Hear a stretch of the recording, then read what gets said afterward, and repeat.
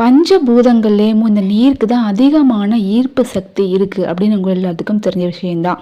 எந்த மதமாக இருந்தாலும் சரி, நம்ம நீரை வச்சு தான் ஒரு நல்ல காரியம் இருந்தாலும் சரி, கெட்ட காரியம் இருந்தாலும் சரி, தண்ணி இல்லாமல் இருக்கவே இருக்காது.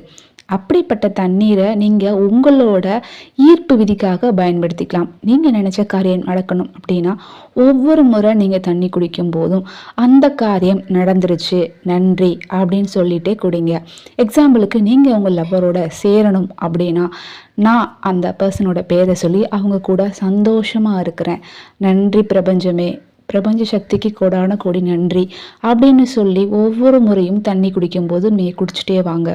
கண்டிப்பாக அந்த நீரோட ஈர்ப்பு சக்தியால் நீங்கள் நினச்ச காரியம் உங்களுக்கு சீக்கிரமாகவே கைகூடி வரும்.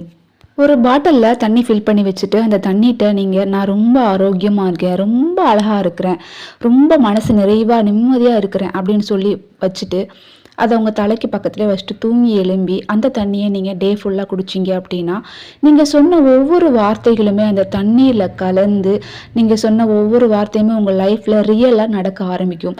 நான் சொன்னால் நம்ப மாட்டீங்க. கண்டிப்பாக ஒரு பாட்டிலில் தண்ணி ஃபில் பண்ணி சொல்லி பாருங்கள், நீங்கள் நினச்ச விஷயம் கண்டிப்பாக நடக்கும். அப்படி இல்லைன்னா அந்த செயல் நடப்பதற்குரிய பாதையாச்சும் உங்களுக்கு காட்டி கொடுக்கும்.